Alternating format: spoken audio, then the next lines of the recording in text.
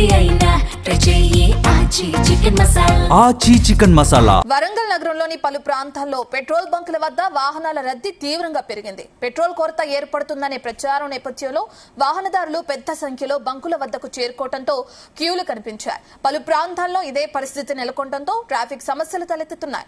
రాష్ట్రంలో petrol diesel కొరత లేదని అధికారులు స్పష్టం చేస్తున్నప్పటికీ సోషల్ మీడియాలో వస్తున్న వార్తలు వదంతుల కారణంగా ప్రజలు ముందస్తుగా ట్యాంకులు నింపుకునేందుకు పోటెత్తుతున్నారు. ఈ కారణంగా కొన్ని బంకుల్లో తాత్కాలికంగా నో స్టాక్ బోర్డులు పెట్టిన సందర్భాలు కూడా చోటు చేసుకున్నాయి. దీనిపై మరింత సమాచారాన్ని వరంగల్ ప్రతినిధి శ్రీకాంత్ అందిస్తారు. పశ్చిమాసియా యుద్ధం నేపథ్యంలో కూడా ఇటు ప్రభావం అయితే వరంగల్ జిల్లా స్పష్టంగా కనిపిస్తుందని చెప్పొచ్చు. ఒకవైపు డొమెస్టిక్ గ్యాస్ కొరత నేపథ్యంలో పలు హోటల్స్ అయితే ఇప్పటికే మూసివేసినటువంటి పరిస్థితి కనిపిస్తుంది.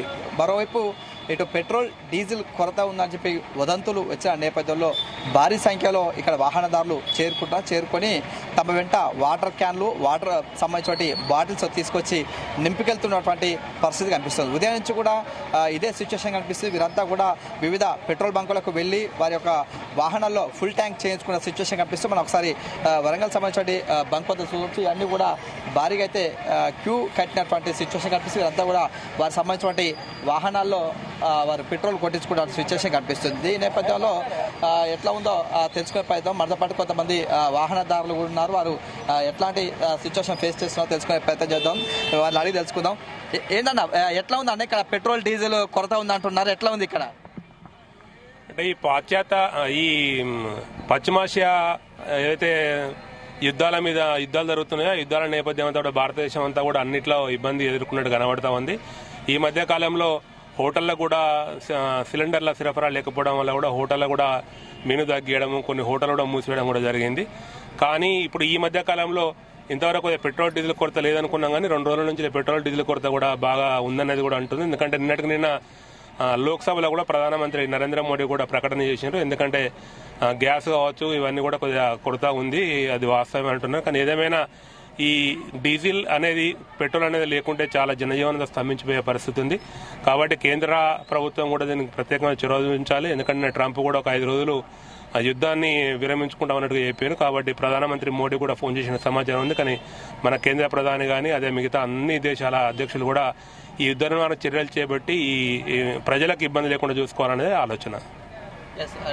చూసుకోవచ్చు. ఏతగా వారికి సంబంధించిన వీరంతా కూడా ఇక్కడ బంకులకైతే చేరుకున్నటువంటి సిచ్యువేషన్ కనిపిస్తుంది. మనం ఒకసారి ఇటువైపు కూడా చూడవచ్చు. వీరంతా కూడా 2 వీలర్ సంబంధించినటువంటి వాహనదారులు వారి యొక్క వెహికల్లో పెట్రోల్ కొట్టించుకునేందుకు ఇక్కడికైతే వస్తున్నటువంటి నేపథ్యం కనిపిస్తుంది. ఎందుకంటే సుమారుగా ఉదయం నుంచి కూడా ఇదే సిచ్యువేషన్ అయితే కనిపిస్తుంది. ఎందుకంటే ఇటు యుద్ధం నేపథ్యంలో కూడా ఒకవైపు గ్యాస్ కొరత ఉన్నది, ఆ తర్వాతకి పెట్రోల్ డీజిల్ కొరత ఉంటుందన్న నేపథ్యంలో కూడా వీరంతా ఇక్కడికైతే వస్తున్నారు. వీరంతా కూడా వివిధ కార్యాల్లో కూడా వీరు పనిచేస్తుంటారు. ఇటు ప్రభుత్వం అదేవిధంగా ప్రైవేటుకు సంబంధించినటువంటి ఏదో కూడా జాబ్స్ అయితే చేస్తూ వస్తున్నారు. కాబట్టి వీరంతా కూడా తమ వెహికల్స్లో పెట్రోల్ కొట్టించుకునేందుకైతే ఇక్కడికి వస్తున్న సిచ్యువేషన్ కనిపిస్తుంది. ఈ క్రమంలో వీరంతా ఇక్కడ సుమారుగా 15 నుంచి 20 నిమిషాల పాటు కూడా బారులు తీరుతున్నటువంటి సిచ్యువేషన్ కనిపిస్తుంది. వీరంతా కూడా ఈ బంకుకు సంబంధించినటువంటి 4 క్యూ లైన్స్ను ఏర్పాటు చేశారు. ఏర్పాటు చేసినా కూడా ఇక్కడ